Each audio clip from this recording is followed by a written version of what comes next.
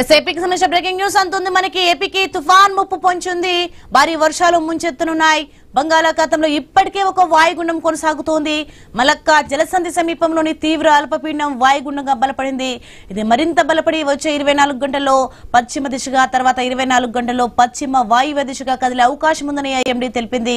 ఇది తుఫాన్ గా బలపడే అవకాశం ఉందని వాతావరణ నిపుణులు చెబుతున్నారు. 2 రోజుల్లో దీని గమనం తీవ్రతపై స్పష్టత వస్తుందని భావిస్తున్నారు. ఇది ఆదివారం నాటికి తమిళనాడు, ఏపీ తీరాల వైపు వెళ్తుందని అంచనా వేస్తున్నారు.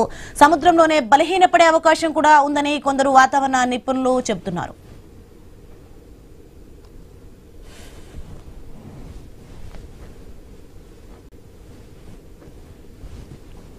నైరుతి బంగాళాఖాతంలో శ్రీలంక భూమధ్య రేఖకు సమీపంలో మరో అల్పపీడనం ఏర్పడింది. ఇది ఉత్తర వాయువ్య దిశగా కదులుతూ వాయుగుండంగా బలపడుతుందని అంచనా వేస్తున్నారు. ఇది మరింత బలపడి ఉత్తర తమిళనాడు వైపు కదులుతుందని, దీని ప్రభావం ఏపీ తమిళనాడులపై ఉంటుందని వాతావరణ నిపుణులు చెబుతున్నారు.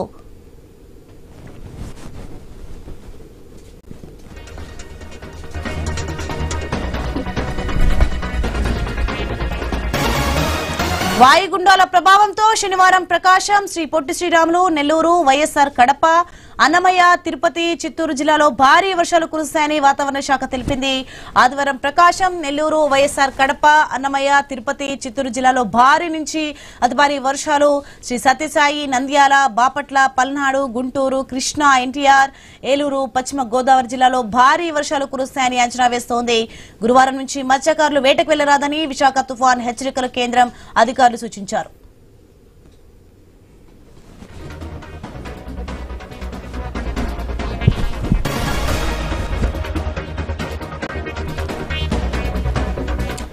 ఏపీకి తుఫాన్ ముప్పు పొంచింది. భారీ వర్షాలు ముంచెత్తనున్నాయి. బంగాళాఖాతంలో ఇప్పటికే ఒక వాయుగుండం కొనసాగుతుంది. రైట్, ఇదే అంశానికి సంబంధించి మరింత సమాచారం మా ప్రతినిధి రాజు ఫోన్లలో అందిస్తారు. ఎస్ రాజు, ప్రస్తుత పరిస్థితి ఎలా ఉంది? ఎక్కడ చూసుకుంటే వాయుగుండం తుఫాన్ గా బలపడుతుంది అంచనా వేస్తున్నారు వాతావరణ శాఖ అధికారులు.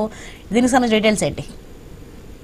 Good morning Soni. ఏదైతే ఒకవైపు అండమాన్ నికోబార్ దీవుల సమీపంలో మలక్కా ప్రాంతంలో ఏర్పడినటువంటి అల్పపీడనం కాస్త పశ్చిమ వాయువ్య దిశగా కదిలి గత నిన్న సాయంత్రానికి అయితే వాయుగుండంగా మారిందని చెప్పి వాతావరణ శాఖ అధికారులు ప్రకటించారు. దీంతో పాటు మరోవైపు శ్రీలంకకి సమీపంలో నైరుతి బంగాళాఖాతంలో మరో అల్పపీడనం కూడా ఏర్పడింది. అది మరో 24 గంటల్లో వాయుగుండంగా మారే అవకాశాలు కూడా ఉన్నట్టుగా తెలుస్తుంది. ఒకవైపు అండమాన్ తీరం నుంచి, మరోవైపు శ్రీలంక తీరం నుంచి కూడా వాయుగుండాలు వాయుగండం పొంచి ఉన్న నేపథ్యంలో ఏపీకి భారీ వర్షాలు పడే అవకాశాలు ఉన్నట్టుగా తెలుస్తుంది. మరో 24 గంటల్లో దీని ప్రభావం ఏపీ మీద కనిపించే అవకాశాలు ఉన్నట్టయితే ఇప్పటికే విశాఖ వాతావరణ తుఫాన్ హెచ్చరికల కేంద్రం అధికారులు అయితే ప్రకటించారు.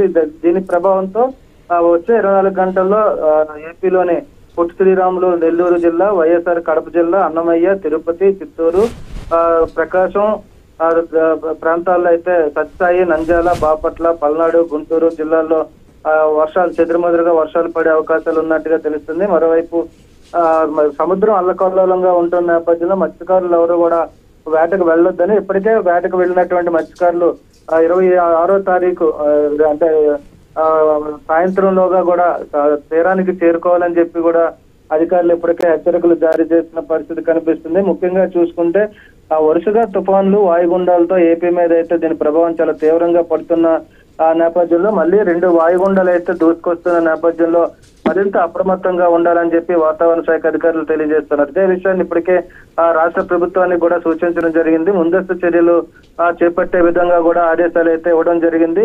ముఖ్యంగా మత్స్యకారులకు అయితే తీవ్రమైనటువంటి ముందస్తు జాగ్రత్తలు అయితే తెలియజేస్తున్న పరిస్థితి అయితే కనిపిస్తుంది. సముద్రంలో ఇప్పటికే వేటకు వెళ్ళిన వాళ్ళకి ఖచ్చితంగా వెనక్కి తిరిగి వచ్చేయాలని చెప్పి కూడా ఆదేశాలు అయితే ఇవ్వడం జరిగింది. మరోవైపు రాష్ట్రంలో పలు జిల్లాల్లో అయితే ఇప్పటికే వరి పంట చేతికొచ్చింది. మొక్కజొన్న, అరటి పంటలు కూడా చేతికొచ్చి ఫలసాయం అందుతున్న పరిస్థితి ఉంది.